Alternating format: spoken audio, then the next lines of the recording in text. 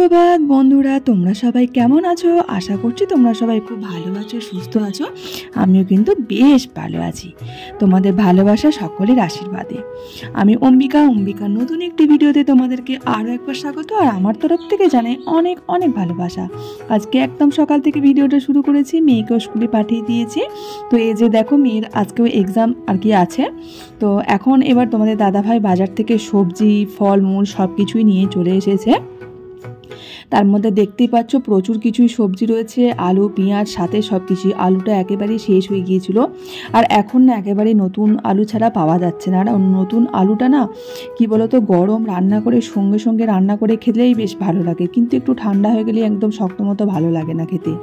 আর এদিকে আমি সকালে রান্না বসিয়ে দিয়েছি। সকালের টিফিনটা আগে আজকে অনেক দিন পর যেহেতু নতুন আলু নিয়ে এসেছে, আলু ভাজা করছি। আলু ভাজাটা বহু দিন হলো খাওয়া হয়নি। আর ওদিকে দুধটাও বসিয়ে দিয়েছি। আর এদিকে যে রান্না করবো সব তরকারিগুলো কেটে রেখেছি। দেখতেই পাচ্ছ মাছটাও কিনে নিয়ে এসছে, নুন হলুদ মাখিয়ে রাখলাম। আর এদিকে পুঁইশাক কুমড়ো রান্না করবো, সেজন্য সমস্ত কিছু কেটে রেডি করে রেখে দিয়েছি। তো এখন এবার কড়াইয়ে তেল বসিয়ে দিয়েছি। আগে মাছটাই ভেজে নেবো, দেখি কোনটা আগে করি। এখন মাছটা না আগে ভেজে নেবো প্রথমেই কড়াইয়ে। আর টাটকা মাছ কিন্তু খেতে বেশি ভালো লাগে। সঙ্গে সঙ্গে যেদিনই আমরা টাটকা মাছ কিনে আনি, আমি বেশি মাছের ঝোলটাই বেশিরভাগটাই করি, কারণ মাছের ঝোলটা আমাদের বাড়িতে বেশিরভাগ সবাই খেতে বেশি পছন্দ করে, তো সেই কারণে। আর সজনে ফুল নিয়ে এসেছিলো, সজনে ফুলটাও এখন ভেজে নিলে। আমি এদিকে শিম ভাজাটা করে নিয়েছি, বেশ কিছু শিমও ভেজে নিয়েছি। আর শীতকালে সবজিগুলো চলে যাচ্ছে, তো বেশ মনটা খারাপ লাগছে। গ্রীষ্মকালে সবজিগুলো খুব একটা ভালো লাগে না। আর এখন এটা পুঁইশাক কুমড়োর তরকারিটা করলাম, মাছের মাথা দিয়েই করছি, যেহেতু মাছটা নিয়ে এসছে সেই কারণে। আর এই যে মৌরলা মাছটা দেখছো একদম ছোট ছোট, এগুলো ফ্রিজে ছিল কয়েকটা দিন হয়ে গেল, মোটামুটি 4-5 দিন হয়ে গেল। তো সেই কারণে এটা আজকে ভাবছি টক করে দেবো। আর এই যে দেখতে পাচ্ছ, এই যে টিকটিকিটি, মানে আজকে আমাকে উদ্বাস্তু করে দিয়েছে, মানে আমার মাথাটা আজকে খারাপ করে দিয়েছে। মানে কোথা থেকে যে চলে এলো টিকটিকিটা আমি বুঝতেও পারলাম না হঠাৎ করে। হ্যাঁ, মানে আমার ঘরে টিকটিকি একটাও নেই, কিন্তু কোথা থেকে যে এলো সে আর খুঁজে পাচ্ছি না, জানো তো। ভীষণ প্রবলেম হচ্ছে ওটার জন্য। আর এই যে কড়াইতে ফোড়ন দিয়ে এখন এবার তোমার তেঁতুল, মানে কালো তেঁতুল দিয়ে দিয়েছি। ওই যে বললাম মৌরলা মাছটা টক করে নেব, যেহেতু মাছটা 4-5 দিন হয়ে গেছে। আর আজকে তো টাটকা মাছ কিনে নিয়েছে, ওই মাছটা ঝোল করলাম। আর এদিকে মৌরলা মাছটা টক। মাছটায় নুন হলুদ পরিমাণ মতো দিয়েছি, এখন একটু চিনিও দিয়ে দিলাম। গুড়টা একেবারেই শেষ হয়ে গেছে। মাছের টক যেহেতু তেঁতুল দিয়ে করি, আমি কিন্তু আখের গুড়টা দিই। তো আজকে গুড় একদম শেষ হয়ে গেছে, আর ও আনতেও ভুলে গেছে। তো সেই কারণে আমি ভাবলাম থাক, ঠিক আছে, আজকে চিনিটাই দিয়ে দিই। আর আমি সকালে একদম চা খাবার সময় পাইনি, তো সেই কারণে আজকে একটু চা খেয়ে নিচ্ছি এখন কাজ করতে করতে।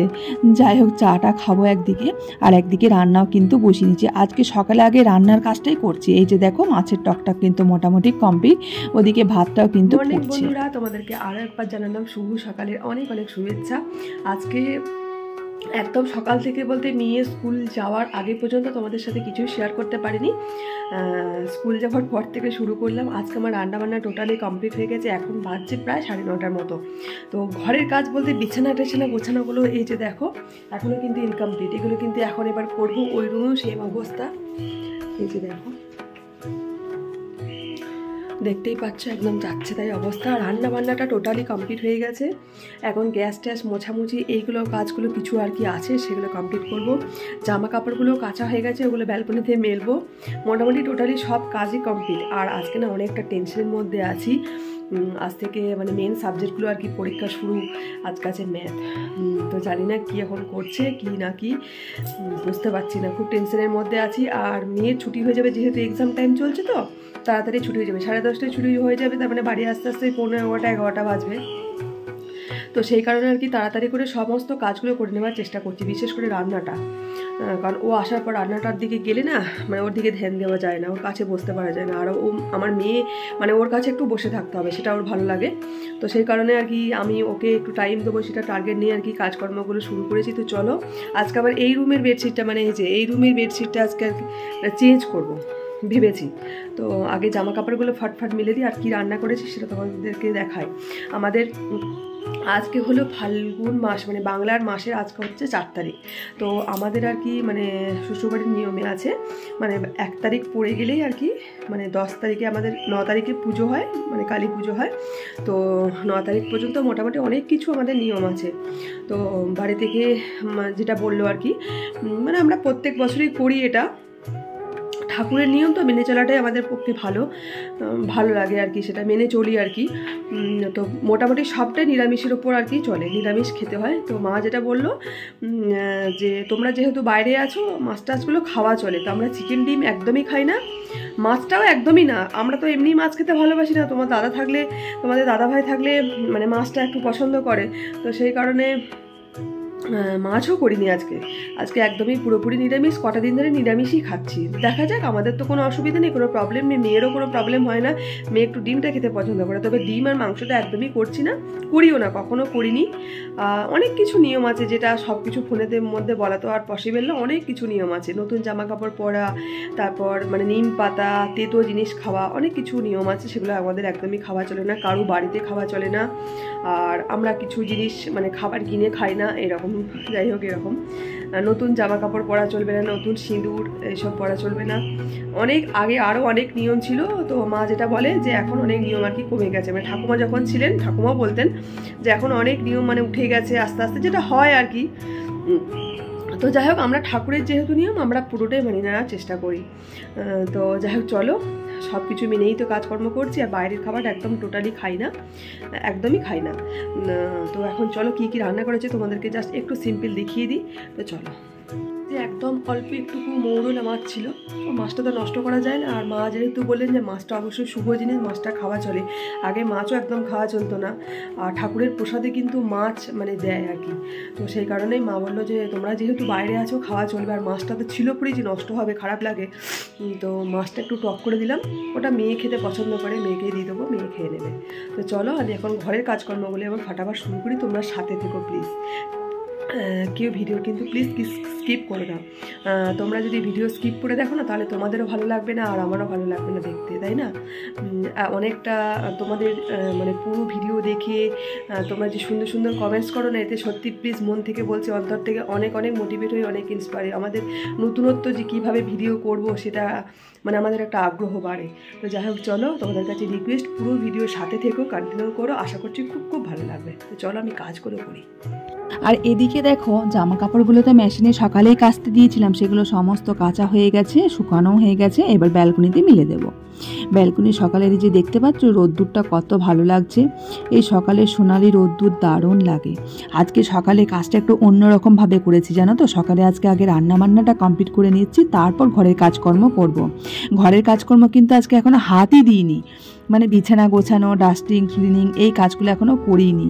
আর যেহেতু সকালে রোদ্দুরটা উঠেছে, তো এখন ভাবলাম যে না, আগে জামা কাপড়গুলো যখন কাঁচা হয়ে গেছে আগে মিলে দিই, তাহলে তাড়াতাড়ি শুকিয়ে যাবে, প্রবলেম হবে না।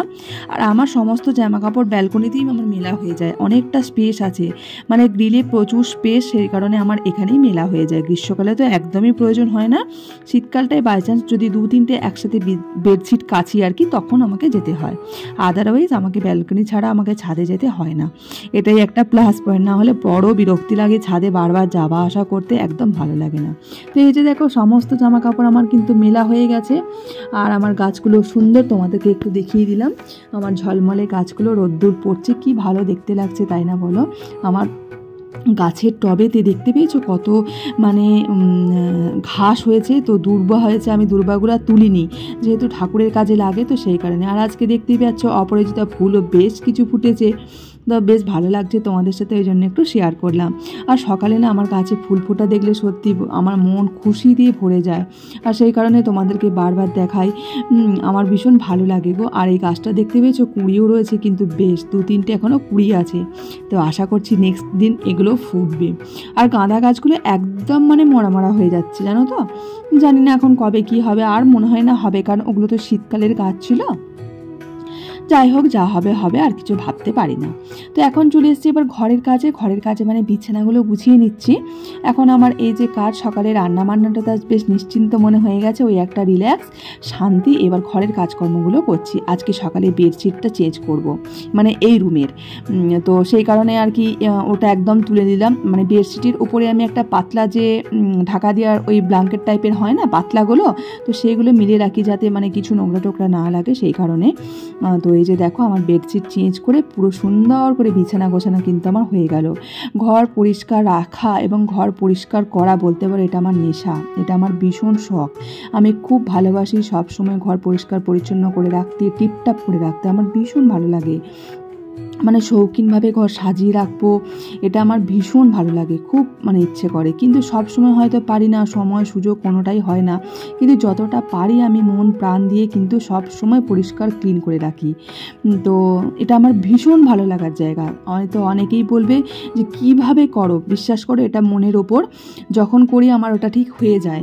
তো রেগুলার কাজ করি, তো রেগুলার করতে করতে আমার এটা বলতে পারে আমার অভ্যাসে দাঁড়িয়ে গেছে। যেমন আমরা খাওয়া দাওয়া করি রেগুলার, সেরকম এটাও আমার অভ্যাস হয়ে গেছে। তো দেখো তোমাদের সাথে কথা বলতে বলতে আমার বেড কভারগুলো বালিশের কভারগুলো কিন্তু মানে পরে একদম লাগিয়ে দিলাম, নতুন পরিয়ে দিলাম। আর এদিকে এই রুমটাও কিন্তু পরিষ্কার করে দিয়েছি, এই রুমের বেডশিটটা চেঞ্জ করিনি। আর এদিকে এখন মেয়েও স্কুল থেকে চলে এসে, এখন বাজছে ওই 11টা 15-20 এরকম হবে। মেয়ে স্কুল থেকে চলে এসছে, ওর যেহেতু পরীক্ষা আবার পরের দিন, তো এখন পড়তে বসে গেছে, স্নান টান করিয়ে দিয়েছি। তো এই যে দেখো ঘরটার আমার ক্লিন, আমি নিজেও স্নান টান করে ফ্রেশ হয়ে নিয়েছি, মেয়েকে স্নান করিয়ে। তো এখন এবার ঠাকুর পুজো করতে বসে গেছি। সকালের এই যে পুজোটা না করলে সত্যি মানে কি বলবো, কি যে অদ্ভুত লাগে, মানে অশান্তি বোধ করি যতক্ষণ না পুজোটা হয়। এই যে পুজো দিলাম এতক্ষণে এবার একটু শান্তি।